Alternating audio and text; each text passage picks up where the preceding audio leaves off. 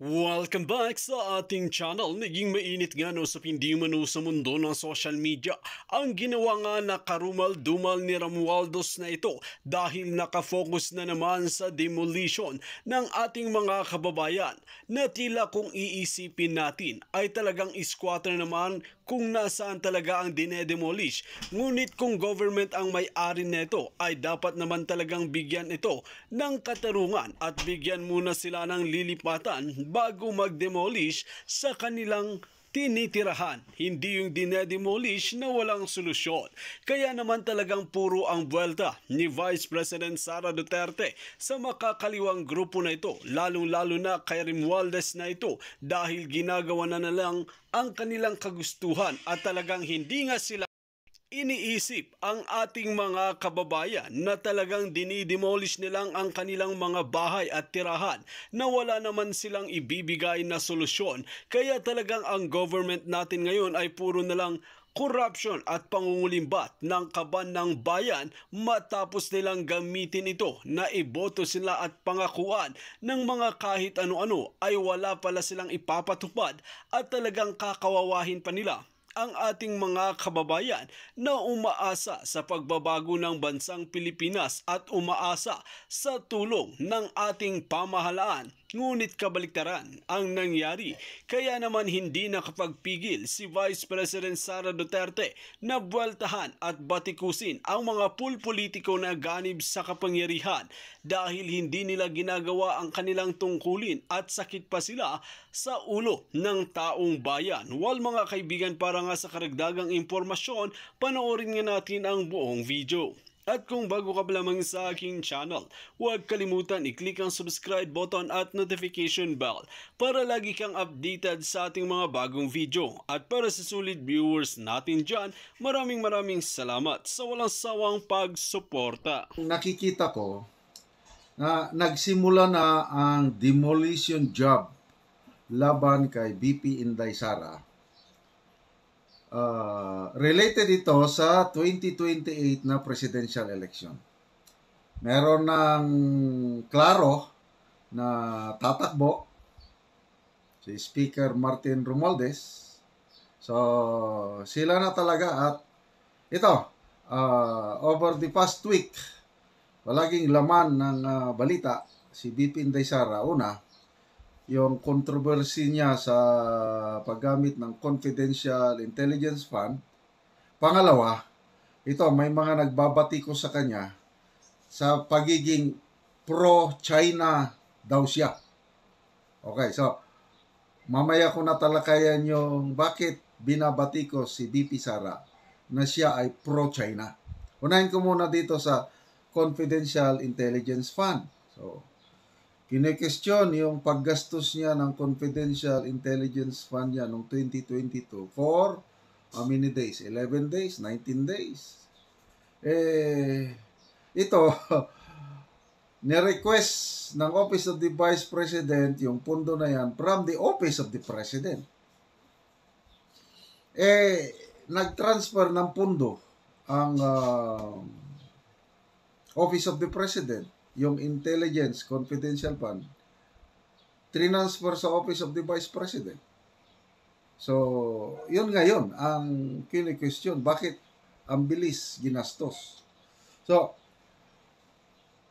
hindi ko muna pagtuunan ng pansin yan dahil talagang naranasan ko yan, maggastos ng Intelligence Confidential Funds. Talagang hindi talaga nasusunod. So, lahat na from the Office of the President, Vice President, lahat na ahensya na may Confidential Intelligence Fund, dapat tanggalin na yan. Hindi sila karapat-dapat. Ang tinatarget lang, ito lang si Vice President Sara at DepEd Secretary Sara. Bakit siya lang ang tinututukan? Bakit hindi nila binabanggit ang Office of the President na mas malaki ang kanyang Confidential Intelligence Fund? Kaya nakikita ko parang there is some bias itong reporting ng hindi ko kinukonsinti si VP Sara yung paggamit niya ng 125 million ba yun ano? If there is something wrong, kasuhan siya. Kaya lang, mas mabuti pa, tanggalin na lahat ang confidential and intelligence fund from the Office of the President, Vice President, down the line. Pati mga LGUs nga, meron ding confidential intelligence fund. Si Senator Zubiri mismo ang nagpahayag. Halos 90% mga LGUs, governors, mayors, meron sila. So, ito naman si Secretary Abalos, dumipensa. Sabi niya, kailangan daw ng mga LGUs, governors ba o mayors ng confidential intelligence fund.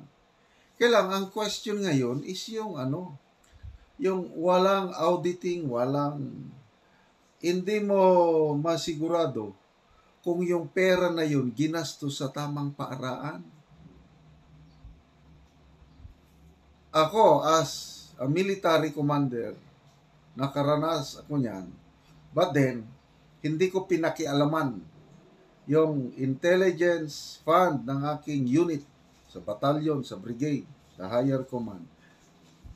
I trusted my intelligence officers. And they produce results.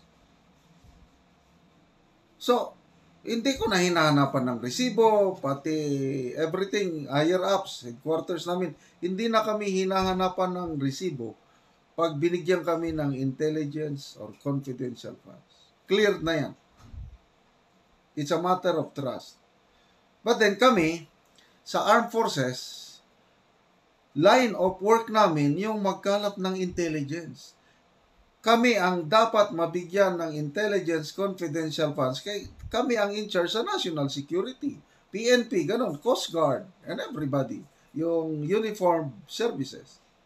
How about Office of the President? Trabaho ba ng presidente yan? Hindi ako.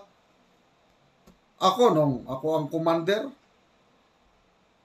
ang may hawak ng intelligence fund, yung intelligence officer ko, hindi ko siya pinapakialaman. So, dapat ang presidente, ang vice-presidente, ganon din, wala sila.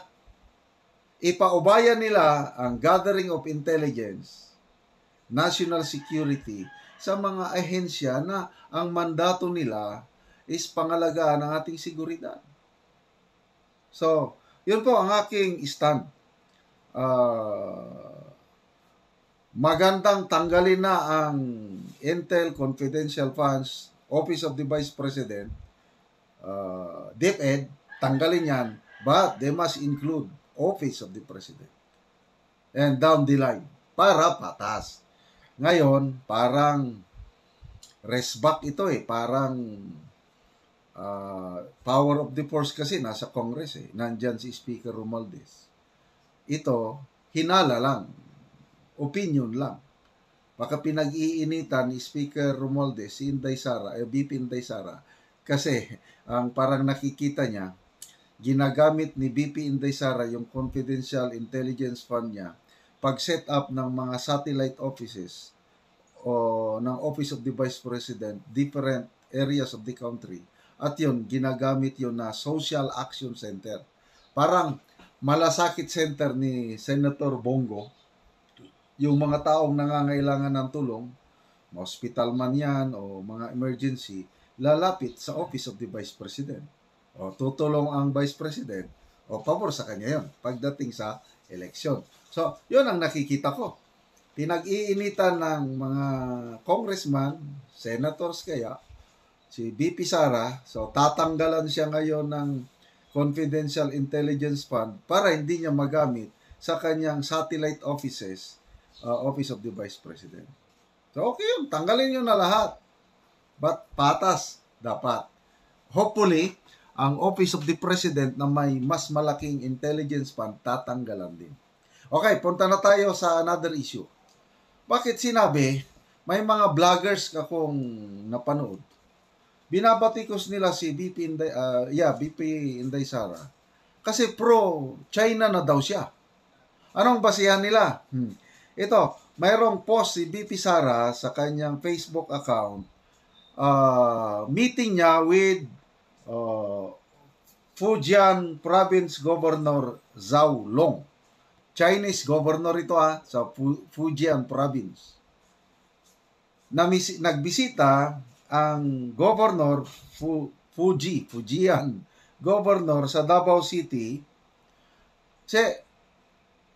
Si Mayor Bastiman nandun, nandun si Vice President Sara. Sinumahan niya ang kanyang kapatid to meet the governor. Tapos pinasalamatan ni BP Sara si Governor Long sa Sister City Agreement ng Davao City at Jinjiang City sa Fujian. Itong Sisterhood Agreement o Covenant na ito, nangyari na noon pa. Mayor pa lang si Mayor Sara, nagkaroon na ng Sister City Covenant with Jinjiang City sa Fujian. 2018 pa yan nagsimula. So, of course, kung ako din ang mayor, nandyan ang governor ng aking sister city, pupunta ko magpasalamat. Ganun lang yun. At the same time, nagpasalamat si BP Sara sa Fujian Province kasi yung tuloy-tuloy ang pag-export ng Davao Durian doon sa Fujian. O di ba ang laking tulong yan? That's trade, that's business. So, to me, wala akong nakikitang mali yung pag-post ni BP Inday Sara ng picture niya with this Fujian governor na namisita sa Davao City kasi matagal na may magandang relasyon ang Fujian at ang Davao. If my memory serves right, sa Fujian City, Fujian Province, merong isang university dyan na nag-establish ng Soledad Roa Duterte Memorial College. Kaya nga, mga 2 months ago ata, na biglang nagbisita si PRRD sa China, nakipag-meet kay Chinese President Xi, but at the same time, nagpunta sa university na ito sa Fujian para sa inaugurasyon ng Soledad Roa Memorial Building. Yun. So, talagang may relasyon. Ang nanay ng Duterte family, yung Soledad Roa Duterte, ang kanyang ancestors galing China. So, what's wrong with that? Since talagang we are connected with China. Bago pa may dumating na mga Europeans, mga puti, nandyan na ang relasyon natin ng China. Ang wife ko nga, may 50% Chinese blood. Kaya hindi natin maiwasan. So, i-separate po natin yung sigalot sa West Philippine Sea, talagang lalabanan natin ng China. Okay? But pagdating sa business, trade, and other cultural ties, huwag nating sirain ang ating relasyon sa China. Okay? Ang number 1 trading partner natin ngayon is Chinese government. So, i-maintain natin yon. Separate naman dito, pag binubuli tayo sa West Philippine Sea ay pataya, and then labanan to the max. At tama yung ginawa ng Pangulong Bongbong Marcos, tinanggal niya kaagad yung barrier ng inilagay ng Chinese Coast Guard sa Baho de Masinloc. That's a very decisive action na nagpapakita na we're ready to defend our territory. So, iba. Ang pro-China, si Senator Robin Padilla, yon ang klaro. Takot sa China or ayaw niyang galitin ng China. Pro-China talaga itong Senator Robin Padilla. But for BP Inday Sara, hindi po siya. Kung ano ang tama, nandun lang siya. Kaya sa mga nambabatikos kay BP Sara, ay tigil nyo na. Walang maniniwala yan. Sa mga nagdidimulis kay BP Sara, sinisira nyo through CIF, Intel Confidential Funds, bahala kayo. Ba't ang taong bayan ang magiging hukom pagdating ng 2028. 492.7 million for Kadiwa program. Halos half billion pesos. So ito ang pumasok sa isipan ko. Paano nila gagastusin yung 492.7 million pesos? At ang mag-i-implement yan is Department of Agriculture. Ako, matagal na akong naghahanap ng Kadiwa store dito sa Cagayan de Oro, Misamis Oriental, Bukidnon. Ni isa, wala pa akong nahanap na Kadiwa. Kasi gusto ko sana yung ating Talaandig Tent City, yung mga pananim, sayote. Kung may Kadiwa, malapit doon sa farm, edi malaking bagay yun. Kasi maka-menos yung mga Talaandig farmers sa cost of transportation. Tapos, nandun yung mga buyers, mas malaki talaga ang kikitain kung from farmer direct to buyers. Magkano na ba ang kilo ng sayote ngayon sa example, Metro Manila? Ang namomonitor ko, 100 plus per kilo na, 100 pesos. Dito sa Cagayan de Oro, mga 30 to 40 pesos na ang per kilo ng sayote. Sa ngayon, yung Talaandig Tent City farmers natin, lumalabas na pinakamalaking benta nila, farm gate price nila is 10 pesos per kilo yung sayote nila. Malaki na yun. Pinakamababa naman is 5. So kung mayroon sanang Kadiwa at makabenta yung mga farmers natin kahit 20 pesos per kilo lang, di doble ang income nila. Kailang wala as in wala. Nagtatanong ako, saan ang Kadiwa? Wala. Nag-search na ako sa internet yung announcement ng Department of Agriculture dito sa Region 10, Bukidnon, Misamis Oriental. Wala. Kasi ang Kadiwa ngayon ng ating Pangulo, yung kanyang binabudgetan ng almost 500 million, ay mga, anong tawag ito, guerrilla Kadiwa. Ano yun? Bigla-biglaan lang. Kung ano lang yung maisip ng taga-Department of Agriculture nga, doon tayo. Magbisita si ganito. Sige, magkadiwa tayo doon. Ganon. Tapos, hakot-hakot. What is hakot-hakot? Kanang, example, ako yung farmer. O ako yung farmers cooperative. O may produkto kayo dyan. Ito. O sige, hahakutin namin kayo. Dadalhin sa ganitong lugar. Libre pagkain, libre lahat. Ganon po ang nangyayari. Kasi may kaibigan ako from Iligan City. Ano siya? Parang organic farmer siya. May mga produkto rin siya. Kailang hindi masyadong marami. Palagi siyang tinatawagan ng DA. May trade fair. Trade fair. Kaya Kadiwa, ganito. Kulang ang kanyang produkto. Naku, bibili na yan sa iba't ibang mga farmers. Tapos dadali niya doon. Libre ang pasahe. Libre ang pagkain. Libre ang tuluganan. Hotel pag yun na. Ganon po ang style ng Department of Agriculture. Kaya meron akong kaibigan na marami siyang kilala sa Department of Agriculture. Sabi niya, yung Kadiwa program ng Pangulong Marcos Jr., it's bound to fail, sabi niya. Ibang-iba yung Kadiwa noon ni President Marcos Sr. Ano yung kaibahan? Ang nag-implement ng Kadiwa panahon ng Marcos Sr., hindi Department of Agriculture. Separate group o entity, yung Food Terminal Incorporated, yung mga ganun. Tapos permanent. Nandyan talaga. Na makakabili ka anytime. Parang ordinary market siya o na nakikipag-compete sa mga supermarket o mga palengke. Nandyan. So, bakit hindi makaya ng PBBM admin na mag-establish ng Kadiwa na kasama parehas ng concept nung yumaong Marcos Sr.? Hindi ko maintindihan dahil ama niya yun .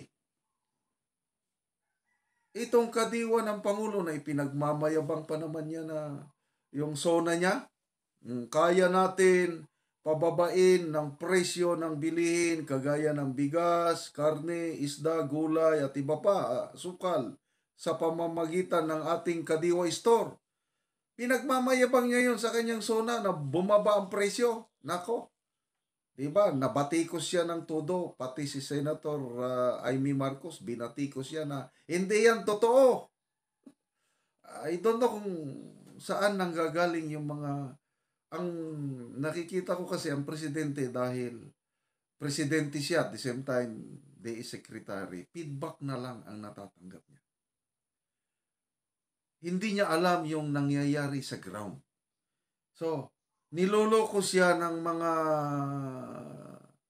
official sa Department of Agriculture na, sir, ito, okay ito, successful ito, sir, ito, ganito, ganun pa. O, figures lang yung ibinibigay sa kanya. Yon, nagmamayabang naman siya na, ayos, bumaba na ang presyo. Anong bumaba ng presyo na halos parehas lang? Gastos lang din ng gobyerno yung hahakutin mo yung mga dadalhin mo sa isang lugar. Gastos yun. So, to me, kung ako ang mag-implement ng kadiwa, kasi maganda napatunayan na ng panahon ng Marcos Sr., malaking tulong. Hindi Department of Agriculture ang mag-implement. Kasi I have experience. Nagtrabaho ko, I work as a security consultant ng isang multinational company. Tapos ang aming corporate social responsibility, tumutulong kami sa mga IT, mga katutubo, sa pagtatanim, marketing, lahat. Nakipag-tie up kami sa Department of Agriculture. Nako, halos lahat. I'm sorry pero de los menos. Yung mga projects na nag-tie up kami sa Department of Agriculture, halos lahat, palpak. Kasi ang Department of Agriculture, mahilig lang sila sa reporting, accomplishment driven. Mayroon lang present na data, yun na. Wala silang commitment ba? Hindi yung nakafocus sila sa isang community ba, sa isang bayan o barangay kung paano ma-improve yung buhay ng mga farmers doon. Walang ganyan po sa DA. Ano lang, hanggang example, mag-distribute ng farm machinery, mag-distribute ng seeds, mag-distribute ng fertilizer, hanggang ganun lang, distribute lang. Pag na-distribute na, tama na. Hindi na nila iniisip kung anong nangyari sa ginidistribute. Okay. Nandun ako sa Talaandig Drive. May kaibigan akong dato doon, yung kanyang grupo. Ang dami niyang natanggap na mga machineries. Mga, yung shredding machine para sa compost. Ang dami. Nako, naka-stack lang doon yung mga makinarias na natanggap ng tribal group na yun. Ganun po, magtrabaho ang Department of Agriculture. Kaya itong Kadiwa program ng Pangulo na sana maganda ang intention, kasi gusto niyang i-replicate na yung Kadiwa ng tatay niya na maganda noon. Ngayon dahil malayo sa reality ang Pangulo, nasa Malacanang lang siya, nagre-relay lang siya ng report ng taga-DA, it is bound to fail. Kaya itong 92 million pesos na ilalaan sa Kadiwa, ako right now, nasasayangan ako. Kasi malulustay lang ito, hindi mag-benefit ang farmer sana yung lalaki ang income. Ngayon, sa Talaandig City, nagbebenta na kami ng sayote. From